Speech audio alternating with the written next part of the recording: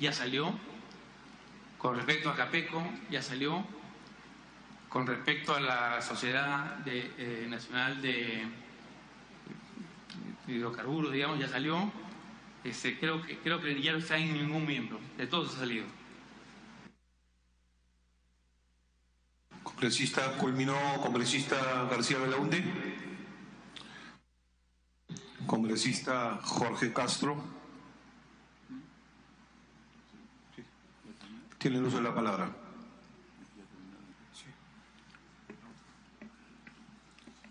Bueno, señor presidente, quería, por su intermedio, preguntarle al señor Alvarado, ¿ustedes participaban en la elaboración de los precios unitarios, de los presupuestos de los proyectos? Para que responda. Gracias. Dependiendo del proyecto, se nos asignaban ciertas tareas y sobre esas tareas hacíamos los cálculos de los precios unitarios y de esas tareas específicas, sí. Continúe, congresista. Si es así, es indudable de que para que haya coimas tiene que haber sobrevaluación, porque por algún lugar tiene que salir eso.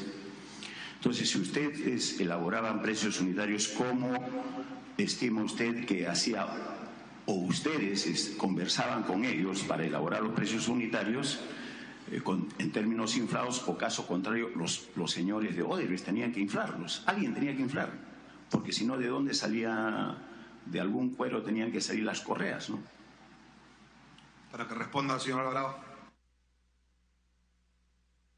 Muchas gracias. A ver, creo que estamos mezclando un poco las cosas nuevamente. Una cosa es que uno haga un precio unitario y otra cosa es de dónde sale, ¿cómo se llama?, el dinero. Por declaración de Odebrecht, ellos manejaban esto con una organización paralela. También en su declaración dice cómo es a través de compañías de seguro, creo que dice, de sus utilidades, etcétera, sacaban estos dineros a través de unas offshores y tenían 4 niveles de offshores. No salían de los precios unitarios ni era plata girada de los proyectos. Por lo menos nosotros no hemos encontrado, hasta donde hemos investigado, nada de eso. Continúe, congresista. Bueno, de todas maneras parece una historia poco creíble, porque tiene que salir, el dinero tiene que salir de algún lugar, definitivamente. O lo hacían aquí o lo hacían de afuera, no sé, pero definitivamente eso me llama poderosamente la atención, porque todo parte de un precio unitario. El presupuesto, y de ahí requisito fundamental para la coima es que ya tiene que haber sobrevaluación, porque no se puede asumir así, ¿no? Bueno, eso queda ya en usted. Ahora, por otro lado, según su propia manifestación, por intermedio de usted, señor presidente, se indica más o menos que han movido una cosa de 2.500 millones de dólares en las diversas obras o proyectos conjuntamente, lógicamente, con Odebrecht. ¿Qué margen de utilidad más o menos han tenido ustedes? No en términos muy, muy rígidos, sino más o menos esquemáticos, de tal manera, más o menos así aproximadamente. ¿Cuál es el margen que ustedes estaban manejando en todo caso? Para que responda el señor Alvarado. Muchas gracias, señor presidente. El número de 2.500 no lo dije yo, creo que me parece que lo dijo el congresista Mulder. Lo que yo le dije a la congresista Beteta con respecto a los números es que le íbamos a enviar la información para ser preciso, porque son muchos años. Continúe, congresista. Bueno, no necesitábamos tal nivel de precisión, sino una cuestión así. Bueno, usted no desea responder sobre eso más. En fin, hay otro detalle aquí. Su representada contrató a la empresa constructora Area del señor Gonzalo Monteverde. Para que responda.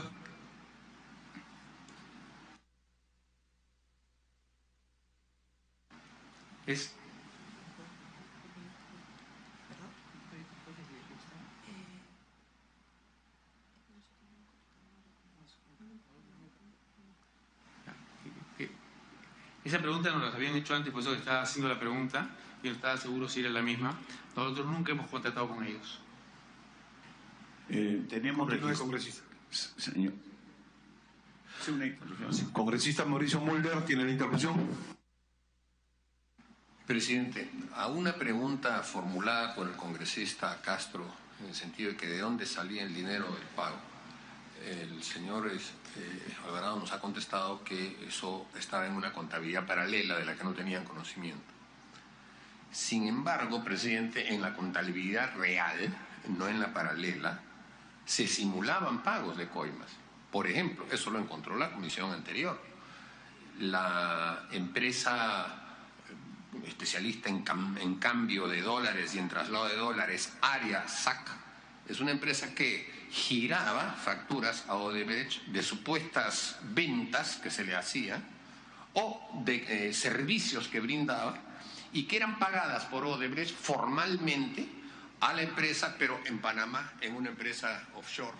Y de ahí se derivaba a distintas otras empresas, lo ha reseñado el señor Alvarado, pero eso figuraba en la contabilidad formal, no era una paralela. Entonces, la pregunta es, ¿los auditores de Graña y Montero nunca preguntaron por qué es que se pagaban a supuestos proveedores en Panamá, en Islas Vírgenes o en Barbados? Ahí, presidente, es donde justamente radica la fórmula que se ideaba, no necesariamente oculta, abierta. Se simulaban servicios y entonces por ese lado salían pagos que aparentemente eran formales. Para que responda, señor Alvarado. Muchas gracias. En ese caso, lo que hemos podido encontrar, que el objeto social de la empresa esa era relacionada al proyecto. No teníamos nosotros formas, al ser minoritarios, de chequear a los proveedores, dependíamos del trabajo de los auditores y nos daban el informe de auditoría que estaba correcto. Continúe. ¿Y podría proporcionarnos la identidad de los auditores, la empresa que se dedicaba a eso, presidente? Para que precise, señor Alvarado. Pues, como son varios proyectos, le envío la lista de cada auditor en cada proyecto. En general creo que ha sido Pricewaterhouse, pero prefiero mandarle la lista de cada proyecto. Continúe, congresista Castro. Gracias, congresista Mulder. De todas maneras, creo que ya se va desentrañando el misterio.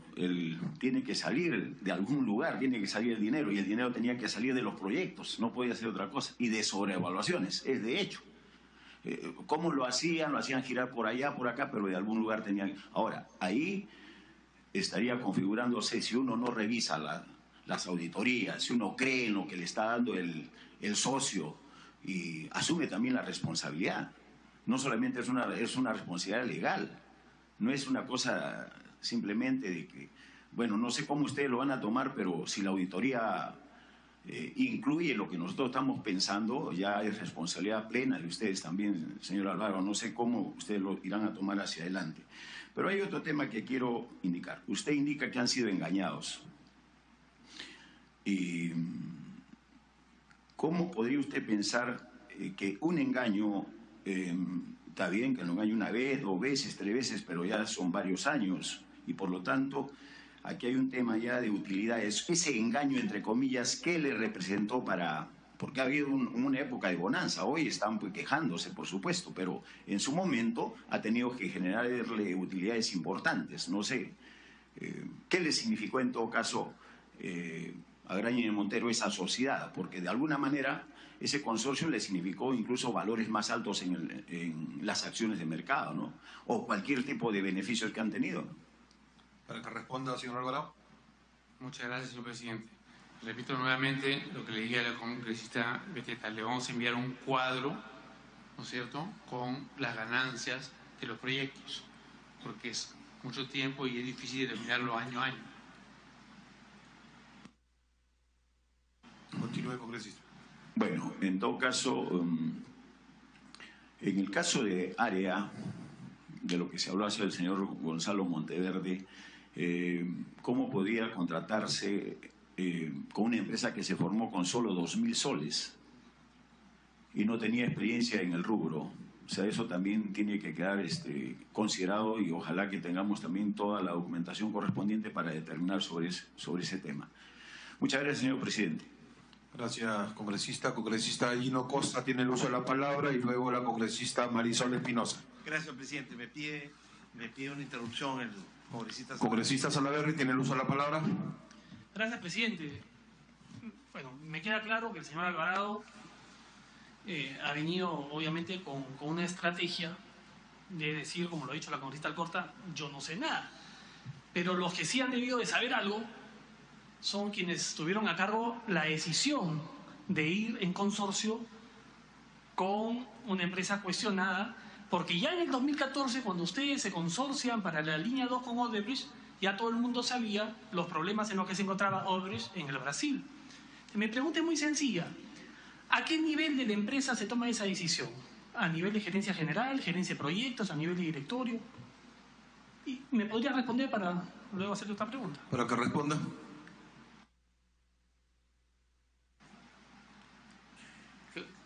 Déjeme confirmar, porque sí creo que hay un problema con las fechas relativo a la línea 2 en que no llegamos a presentar propuesta, ¿no es cierto?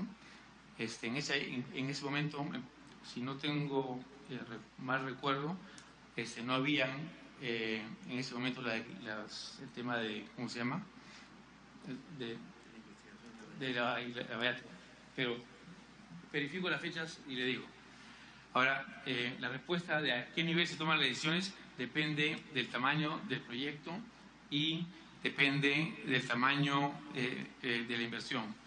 Digamos que se toma a nivel de directorio de alguna de las empresas que participan. Quisiera, presidente, a través suyo, que sea un poco más preciso. Nosotros no estamos investigando obras ejecutadas en las épocas de Odría, no, estamos investigando obras que tienen vinculación con Odebrecht, ¿no? Entre ellas, por ejemplo, gasoducto. Entonces, quisiera que me diga, en estas mega obras en las cuales ellos han participado con la empresa Odebrecht, ¿qué nivel de la empresa tomó la decisión? Porque me imagino que han debido de evaluar todas estas condiciones que ahora usted nos dice que son perjudiciales para la empresa, cómo entrar con un porcentaje mínimo que no les permitía ningún tipo de control contable, ni revisar los estados financieros, ni saber a quiénes se les transfería dinero en Panamá o en Barbados. Entonces, ¿quién tomó o quiénes tomaron esa decisión de, bueno, a pesar de todo esto, vamos yendo de socios con Odebrecht? Para que responda el señor Alvarado. Gracias, señor presidente. Perdón, estaba refiriéndome a los otros proyectos, no al gasoducto. ¿Okay? El caso del gasoducto es totalmente diferente. El caso del gasoducto estaba en un proceso de salida Odebrecht. La idea, al llamarnos Enagas, es que nosotros hicimos un aumento de capital y ellos entraron en un proceso de venta. Presidente, sin el ánimo de ser irrespetuoso con el señor Alvarado, la historia la conocemos, ya la he explicado. Yo creo que está evadiendo la pregunta. Mi pregunta ha sido muy sencilla. ¿Quién tomó la decisión? No le he pedido que me explique cómo llegaron a esa decisión, sino quién la tomó. A través suyo, presidente. Para que precise, señor Alvarado, el interrogante. A eso iba. Merecía la introducción porque lo había confundido aparentemente en mi anterior respuesta. Esa decisión fue tomada en el directorio de Graña Montero. Presidente, a través suyo, señor Alvarado, ¿nos podría decir quiénes conforman el directorio de Graña Montero? Para que responda y precise los nombres, por favor. El directorio de Graña Montero está formado por José Graña, Carlos Montero, Hernando Graña, por mí, Mario Alvarado, Mark Hoffman, Federico Cunio, Hugo Santamaría. Una última pregunta para que continúe el señor. Sí, porque era una interrupción, Costa. congresista. Usted forma parte del directorio. Pero Pablo Errázuriz. Todo por la presidencia, por favor. Presidente, yo quisiera preguntarle al señor Alvarado si su participación en el directorio responde a que él es accionista de la empresa también o solamente su calidad de gerente general. Para que responda. Mi participación en el directorio responde a que también soy accionista y que por buen gobierno corporativo las normas nuestras publicadas exigen, y así lo hacemos en cada una de nuestras empresas, que los gerentes generales también sean directores. Muchas gracias, presidente. Gracias, congresista Costa. Entonces queda claro que el señor también es propietario de Granín Montero al ser accionista. Muchas gracias. Continúe, por favor, congresista Costa. Presidente, me pide la congresista Beteta una interrupción. Congresista Karina Beteta. Gracias, presidente. Sí, queríamos consultarles si su representada están vendiendo su participación en los consorcios Norvial y BESUR, donde son socios con Odebrecht. Para que responda. Nosotros no somos socios con Odebrecht en Norvial ni en BESUR. Continúe, congresista. ¿Me permite? En todo caso, si no son socios, ¿están vendiendo o no su participación en estos consorcios? Para que responda. Como hemos publicado en un hecho de importancia, hemos aprobado en el directorio vender hasta 300 millones de dólares de activos, principalmente 300 millones de dólares de activos, principalmente inmobiliarios, para poder afrontar las deudas que hemos asumido a consecuencia del gasoducto del sur. Esto ha sido comunicado como hecho de importancia el 24 de enero y el total de deudas que vamos a asumir son 150 millones de un crédito sindicado por Credit Suisse, 129 millones del crédito puente de nuestra proporción y 52 millones de la carta fianza que fue ejecutado. Continúe, congresista. Con la disculpa del colega, una última interrupción. Hemos escuchado durante su presentación reiteradas oportunidades que han sido engañados. Han sido engañados por la empresa Odebrecht. Bajo esa hipótesis, ¿son conscientes de la responsabilidad de su representada sobre los hechos ilícitos materia de investigación? Siendo así, ¿qué acciones ustedes vienen tomando al respecto? Para que responda, señor Alvarado. Hemos publicado también las acciones de fortalecimiento de nuestros sistemas de control para que no nos vuelva a pasar. Congresista Gino Costa, continúe. Su interrupción, por favor. Sí, dices es para fortalecer, pero si yo me siento engañado, ¿no? Porque ya a luces de todo lo que ha señalado usted dice, nos sentimos engañados. Entonces, lo mínimo que yo tengo que tomar acciones es demandarlo, ya sea en la vía civil, penal, a la empresa, quien me ha sorprendido, quien me ha engañado, y mira, ¿en qué han convertido el prestigio de 83 años que tenía su representada? Para que responda, señor Alvarado. Muchas gracias, presidente. No le entendí la pregunta. Es la misma pregunta que me hizo el señor Mulder y vamos a estudiarlo claramente para hacer la demanda cuando tengamos toda la información, al igual que están haciendo en diferentes lugares. Con la información correcta uno hace esas demandas. Hoy día no ha llegado información completa. Congresista Gino Costa, continúe, por favor. Gracias, presidente. Saludar al señor Alvarado, agradecerle por su presencia en la comisión. Yo tengo 3 preguntas breves para no abusar ya de la paciencia de los miembros de la comisión. La primera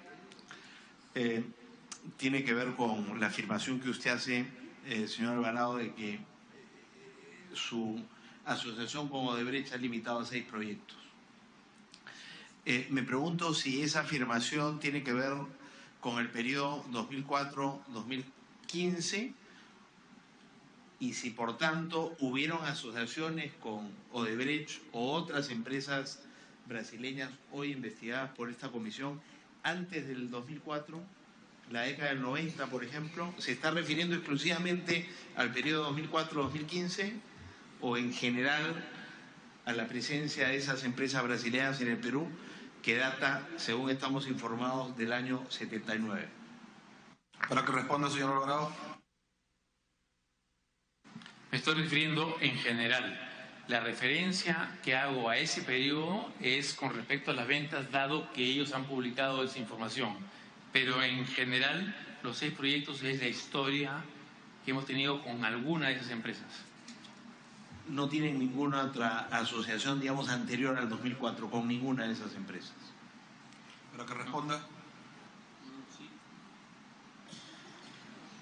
Sí tenemos asociación, pero es con estos proyectos, de los 6 proyectos que estamos hablando. O sea, hay uno de ellos que es anterior. No, por eso mi pregunta es, además de esos 6 proyectos, antes del 2004, ¿hay asociación con alguna de estas empresas brasileñas? Para que responda. Es que algunos de estos proyectos comenzaron antes del 2004, lo que estoy diciendo. La historia, los 6 proyectos que estamos hablando son todos los proyectos que nos hemos asociado con alguna de ellas, en toda nuestra historia. La comparación que he usado es para el 4% de ese periodo, porque es lo que ellos han publicado en el volumen de facturación, digamos, ¿no es cierto?, en ese periodo. En nuestra historia son 6 proyectos. Sí. Perfecto, gracias. Continúe, congresista. Segundo, como constructor, digamos, antes de conocer lo que hoy conocemos, ¿a qué atribuía usted el éxito de Odebrecht en los concursos, en las licitaciones de grandes proyectos de infraestructura? La información que nosotros hemos visto es que el récord de Odebrecht era casi imbatible. Si ha tenido, me pregunto si eso era así, y si no era así, si en efecto digamos, ¿a qué atribuía usted el éxito de Odebrecht en las licitaciones de grandes proyectos de infraestructura? Para que responda. Muchas gracias, señor presidente. Hoy me es complicado hablar en términos positivos de alguien que nos ha hecho tanto daño. Haciendo un esfuerzo y mirando atrás, pocas empresas tenían la calidad de la ingeniería que tenía Odebrecht. Es algo reconocido a nivel internacional.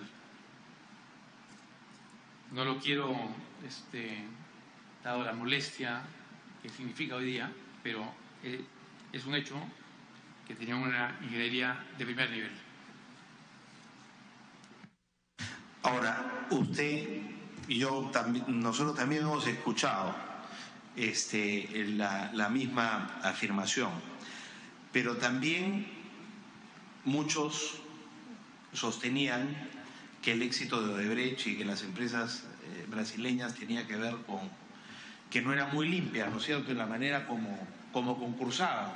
Y eso se va, digamos, acrecentando como rumor y como percepción a lo largo de esta década que comentamos. Y ya tarde en la década, el año 14, digamos, se inicia la investigación Lavallato.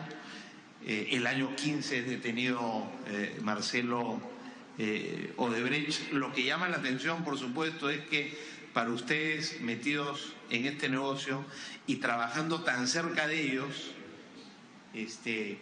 estos rumores no significaran ninguna voz de alerta y de alarma. O sea, ¿cómo es que usted como directivo de una empresa tan importante no pudo darse cuenta de lo que estaba ocurriendo si había, como digo, esta percepción tan generalizada? Para que responda, por favor. Tal vez el ejemplo ayude, tal vez no, pero hace unos años yo me hubiera asociado sin ningún problema con la empresa Siemens, que resulta que es otro caso que se ha descubierto que tenía una organización paralela, ¿no es cierto?, y que, ¿cómo se llama?, con contabilidad independiente, y que ha sido multada, no sé, en varios países. Suena extraño, pero pasa. Última pregunta. Lo que nos llama la atención a nosotros es la diferencia entre el monto inicial de las obras y el monto final de las obras, de los proyectos que hemos estado mirando, que involucran a Odebrecht y las empresas brasileñas. ¿Cuánto, digamos, qué porcentaje de incremento en relación con el monto original es normal en un gran proyecto de infraestructura? Para que responda, señor Alvarado. Muchas gracias. Según el informe que vi de la Contraloría hace poco, de unos, creo que habían investigado unos 50 proyectos, el promedio era 54%, pero le puedo conseguir el número exacto y enviar la lista de ese informe. Pide una interrupción. Congresista Víctor Andrés García Belaunde. Presidente, vinculado a lo que han estado preguntando el colega Acosta, preguntarle a través de la presidencia al señor Alvarado si no temen que el SEC les procese por cotizar en Estados Unidos y se aplique en el Forest Corruption Act, o sea, que los procesen por corrupción, y la cotización de sus ADR, que de acuerdo a esta relación son casi 40%, eso les puede afectar. Para que conteste, señor Alvarado. Nosotros estamos preparados para mostrar nuestro caso a la SEC y al FC, al Foreign Corrupt Act, ¿no es cierto? Porque creemos que nosotros no hemos hecho nada malo. Nosotros hemos sido engañados. Eso no quiere decir que no estemos afectados. Estamos muy afectados. Y eso obviamente ha tenido muchas consecuencias. Congresista Costa, para que culmine. Sí, yo no le pedía, digamos, a la Contraloría como referencia, sino como parte de su experiencia de constructor. ¿Cuánto es normal esperar en una obra de esta naturaleza, de la experiencia que tienen ustedes? Para que responda. Muchas gracias, señor presidente. Es un tema bastante técnico, pero voy a tratar de simplificarlo. Y permítame que le explique por qué. Si digamos, uno concursa en una obra y ofrece 100 y le gana a quien ofrece 95 y a quien ofrece 98, pero termina cobrando 150, ¿cuál es el sentido de hacer una licitación en base a esos montos que no terminan siendo los definitivos? Para que responda, señor Para tratar de hacerlo simple, hay varios tipos de niveles de profundidad en los estudios y hay varios tipos de niveles de detalle. Voy a solamente poner dos niveles: estudio de factibilidad y estudio definitivo de ingeniería. Hay más en el medio, pero vamos a poner dos. El estudio de factibilidad generalmente lo que hace es define unas cantidades sobre la cual se concursa.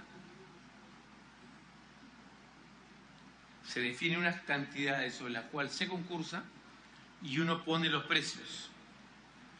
Cuando se hace el estudio definitivo, los precios no se mueven, las cantidades son función del estudio definitivo que es aprobado posteriormente. Entonces, eso se hace mucho cuando se trata de hacer un proceso más rápido. Hay más etapas, pero he tratado de simplificarlo para entender. Entonces, todos compiten con las mismas cantidades, aunque ponen diferentes precios. Y las cantidades finales después varían en función del estudio definitivo de ingeniería. El monto del sobreprecio en relación con el precio original puede entonces tener que ver con el grado de precisión de los estudios previos a la obra de ingeniería? Para que responda. Muchas gracias, presidente. El monto, la variación generalmente y en la mayoría de los casos es función a la variación de metrados o de volumen en relación entre un estudio y el otro estudio. Congresista Costa. Presidente. Interrupción del congresista Víctor Andrés García Belaunde. O sea, presidente, para ahondar en las preguntas inteligentes de Gino Costa, como es costumbre, presidente, significa que no hay estudios definitivos antes de empezar la obra, sino se van haciendo conforme la obra va avanzando. ¿Eso es lo que he entendido? Para que responda, señor Alvarado. Es correcto. O sea, los ingenieros técnicos, calculistas que van a las mejores universidades de Estados Unidos y del Perú hacen el estudio técnico conforme, o sea, van acomodando la carga de la mula conforme la mula avanza, ¿no es cierto? Es así el tema, ¿no? Y por eso es que, no sé si es que corríjame por favor, pero por eso es que la obra acaba terminando costando el doble o 50 o 30% más de lo que empezó. Pero, ¿cómo arreglas el pago de la diferencia? ¿Con las adendas? ¿Hay un tema de las adendas o no? Que responda, señor Alvarado. Gracias. Vamos a hablar con un buen ejemplo, creo que podemos ayudar. Vamos a suponer que hay una carretera, ¿ok? Las carreteras generalmente se contratan a un tipo de contrato que se llama precios unitarios. Y lo que se hace es, con el estudio al nivel que esté, que yo lo he simplificado solamente en 2 estudios, pero hay más niveles, con el estudio al nivel que decida en ese momento la entidad a licitar, se determinan unas cantidades y a esas cantidades uno le pone los precios y se determina el monto total, que es el monto base. Cuando avanza el proyecto y la carretera tiene, por ejemplo, cuando se levanta y se hace movimiento, un tipo de roca diferente a la otra, se cambian las cantidades y se ponen las reales y termina siendo el precio definitivo en función a la que se ha encontrado realmente. ¿Ayuda este ejemplo? Bueno, sí, ayuda, pero igualmente impresiona, ¿no? Impresiona que no sea tan exacto. Entonces, la pregunta es, ¿ustedes se presentan a una licitación con un precio tentativo entonces? El precio nunca es definitivo. ¿Es un precio un poco al tuntún o no? El precio es definitivo. En ese tipo de proyectos, las cantidades no son definitivas. ¿Pero quién regula las cantidades? Hay un proceso, estamos simplificando nuevamente porque cada proyecto es diferente. Hay un proceso que funciona más o menos así. Se hace un proyecto y se determinan las cantidades sobre ese, vamos a llamarle en este caso, anteproyecto. Perdón. Congresista Costa. Para los no iniciados, defina por favor cantidades. ¿Qué cosa es cantidades? Empieza, presidente. Disculpe. Hay una lista muy grande de partidas, por ejemplo, concreto, por ejemplo, fierro, por ejemplo, asfalto, ¿no es cierto? Esos son en metros cúbicos, en metros cuadrados, ¿ok? Entonces se definen. Este proyecto con este anteproyecto tiene estas cantidades, ¿no es cierto? Pero no se sabe realmente, por el tipo de proyecto, ni acá, ni en ninguna otra parte del mundo, cuál va a ser la cantidad hasta que no tengas el estudio definitivo. Entonces, después se ajusta. ¿Cómo se ajusta? Se hace el estudio definitivo, que es una inversión muy alta, de ingeniería, que es aprobado por la entidad contratante. Ese estudio ya muestra las nuevas cantidades. Pero la pregunta entonces es, el congresista García Belaunde pregunta si ese estudio definitivo es definitivo. Sí lo es. El último. El último es definitivo. Sí. Pueden haber igual, eventualmente, pero ese estudio es mucho más preciso que el estudio de factibilidad o prefactibilidad. O sea, se va avanzando en la precisión, pero lo que usted sostiene es que nunca puede ser, digamos, precisión al 100%. No, pero no. sí, claramente, si se llega a esa fase, el estudio debería, digamos, ser bastante preciso de lo que vamos a terminar. Ahí ya no se mueve el precio. Cuando se define el estudio definitivo y se aprueba, ya no se mueve el precio. ¿Y cuál es la razón entonces por la cual se evita llegar a esa fase de definición? Es muy caro el estudio, toma mucho tiempo. No sé si nos puede explicar. Claro, los estudios definitivos son muy caros y toman mucho tiempo. Y dependiendo del tipo de proyecto, inclusive hay ciertos riesgos que no se asumen en los estudios definitivos. Por ejemplo, los riesgos geológicos. El ejemplo más fácil de entender es a través de un túnel. Uno no sabe lo que va a haber en el túnel. Entonces se determina, en base a prospección, una cantidad de cantidades de tipo de roca. Tipo roca 1, tipo roca 2, es una clasificación de roca. Y para cada tipo de roca hay un precio. Y se determina, y para eso están los inspectores, ellos dicen, acá hay tanta roca de tal tipo y tanta roca. Y con eso se aplican los precios verdaderos. Gracias, congresista. Sí, una última Dígame pregunta. Me piden acá, y ya no puedo dar interrupciones, ¿no? Una última pregunta. Digamos, 50% de sobrecosto. Congresista, por la presidencia, ¿no? Para no hacer un monólogo, ¿no? A través de nuestro presidente. ¿Eso es normal en el Perú y en cualquier otro país del mundo? ¿O tenemos nosotros sobreprecios inusualmente elevados en el Perú? Para que responda, señor Alvarado. Luego la congresista Marisol Espinosa. No tengo la referencia en otros países del mundo, sobre todo de obra pública, pero sí tengo la referencia de obras privadas y es bastante común este sobrecosto en obras privadas. Muchas gracias, presidente. Congresista Marisol Espinosa, tiene el uso de la palabra. Gracias, presidente. Presidente, efectivamente el tema de sobrecostos, bueno, lo analizaremos creo en el transcurso de la investigación, porque muchas de las obras han pasado, sobre todo las obras hidráulicas o de proyectos de inversión de tierras, olmos, en las cuales ha participado Odebrecht, se han sobrevaluado exageradamente, superando a veces, llegando a quintuplicar el precio, precisamente por el tema de la roca. Yo la pregunta que tengo es, ¿cómo determinaban ustedes, su empresa, los costos y utilidades para la ejecución de los proyectos de inversión, para determinar su rentabilidad? Para que responda. Muchas gracias, señor presidente. La pregunta es genérica a cualquier proyecto de inversión. Genérica a cualquier proyecto de inversión. Los proyectos de inversión generalmente se miden por otros conceptos que los proyectos de obra pública en la que se determina un margen. En los proyectos de inversión lo que se busca es rentabilidad del dinero, lo que se llama la TIR, que es la tasa interna de retorno. ¿Okay? En ese es el caso, esa es la forma de tomar decisiones. Congresista, continúe.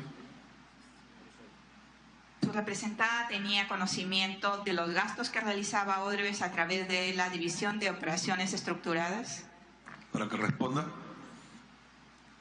No teníamos conocimiento, nos hemos enterado, al igual que todos, por los medios. Sí, pues sí, se han enterado, al igual que todos, a través de los medios, cómo se explica una serie de operaciones realizadas por empresas que colocaban dinero, por ejemplo, en el caso de la IRSA Norte, creo que ya lo señaló la congresista Beteta, la constructora Areasa, que recibió $759,000 para el consorcio IRSA Norte, en el cual ustedes participaron como socios. Para que responda.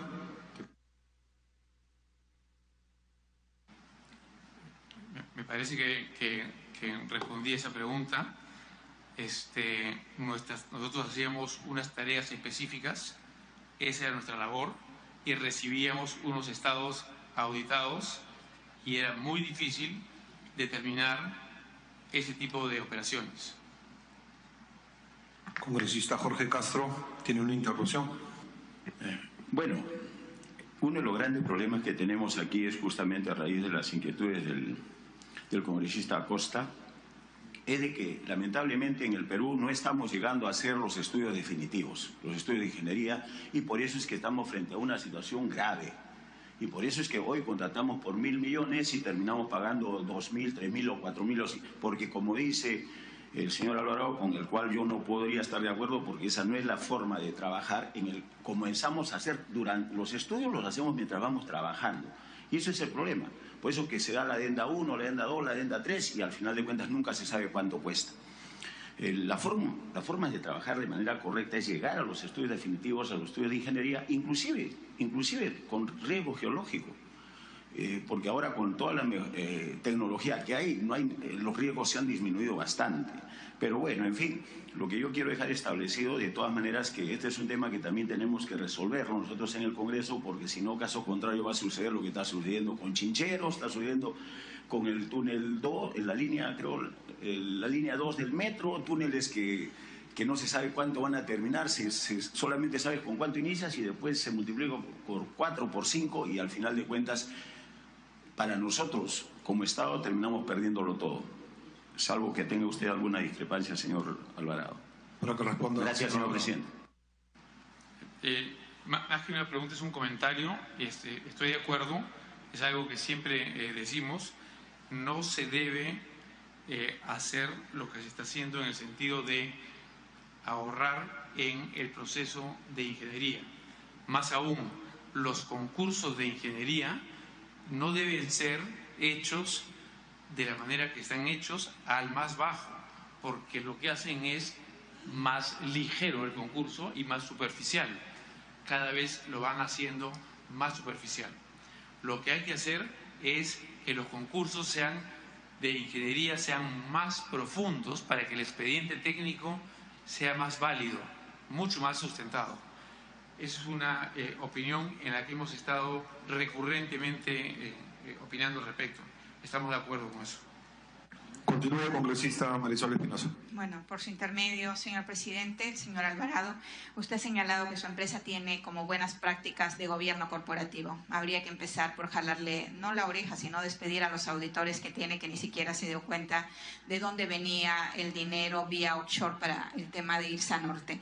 Pero adicionalmente, a propósito de cifras, cuando se señalan los precios unitarios o los precios de las obras, por ejemplo, Irsa Norte termina costando 98% más de lo previsto o de lo contratado. Y era una práctica común, una forma práctica utilizada por la corrupción, la sobrevaluación de proyectos. O sea, esto ya está determinado como una forma. Ustedes que son tan expertos en temas de ingeniería, de costos, además definían precios unitarios porque no son novatos en el tema de la construcción, más de 80 años conocían de precios unitarios, también conocen el tipo de suelos que existe en el Perú, el movimiento de tierras, o sea, ustedes eran expertos en el tema.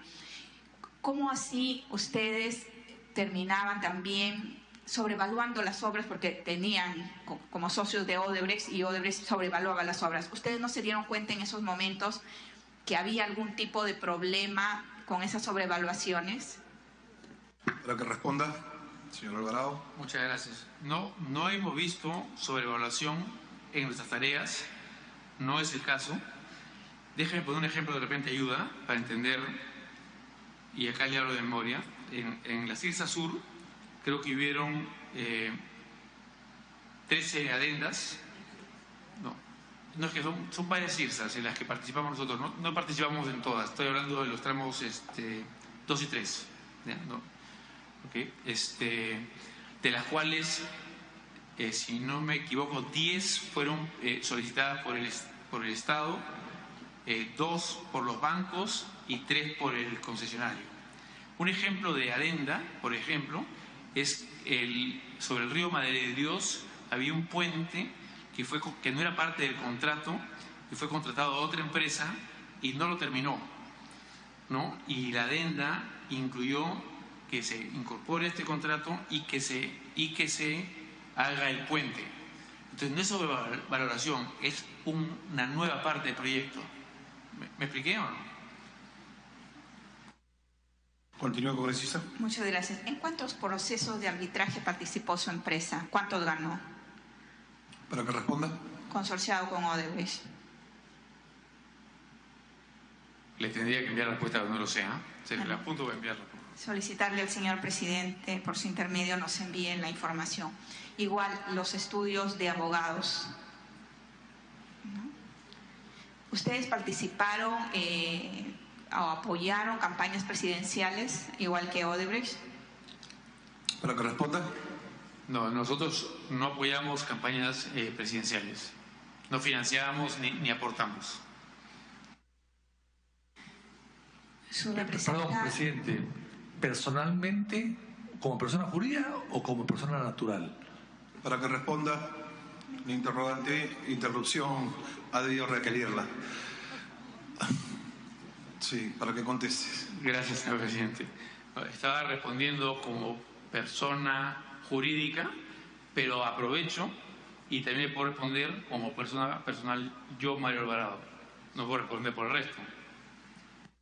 Continúe, congresista Marisol Espinosa. Su representada ha sido contratada por el Estado para realizar funciones de supervisión de obras. Para que conteste.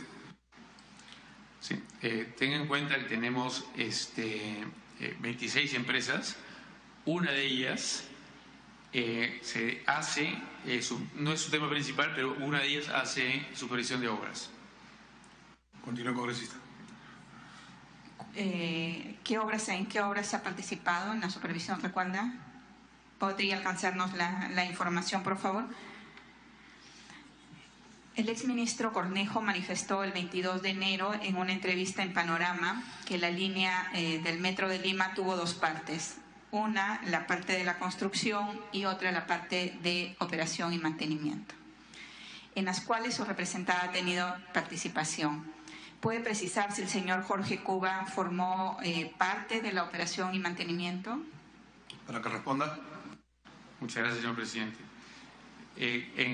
Para aclarar, en la parte en que nosotros estamos de la operación y mantenimiento, no estamos asociados con Odebrecht, estamos asociados a otra empresa, que es una empresa argentina, ferrovial, ¿no?, que nos dio la experiencia porque no había nadie que había operado metros en el Perú. Por base necesitábamos conseguir esa experiencia. No, yo no conozco al señor Cuba. Continúe, congresista. Gracias, presidente. Congresista Salaverry. Presidente, es importante que quede claro acá, ¿no? Hasta qué punto el señor Alvarado realmente a conciencia, tiene esa posición, si es que él nos puede garantizar, asegurar, en vista que ha sido el directorio quien ha tomado las decisiones de entrar en sociedad con Odebrecht, si es que él está en la capacidad de poner las manos al fuego por todos los miembros del directorio, nos puede garantizar que ningún miembro del directorio ha estado envuelto en estos temas de corrupción. ¿Usted mete las manos al fuego por su directorio? Para que conteste. Conozco a todos los directores. El directorio no participa en negociaciones. El directorio es un conjunto y ninguno de ellos participa en ninguna negociación directamente, ni puede tomar el nombre de la empresa solamente, como llamamos esto, como grupo colegiados que se toman las decisiones. Perdón, la pregunta es la mano en el fuego, ¿no es cierto? Sí, yo pongo la mano al fuego por los directores de Grani Montero. Correcto. No habiendo más interrogantes de los señores congresistas, agradecemos al señor Mario Alvarado Fluker por su presentación y le invitamos a dejar la sala cuando considere necesario. Al final, que se retire.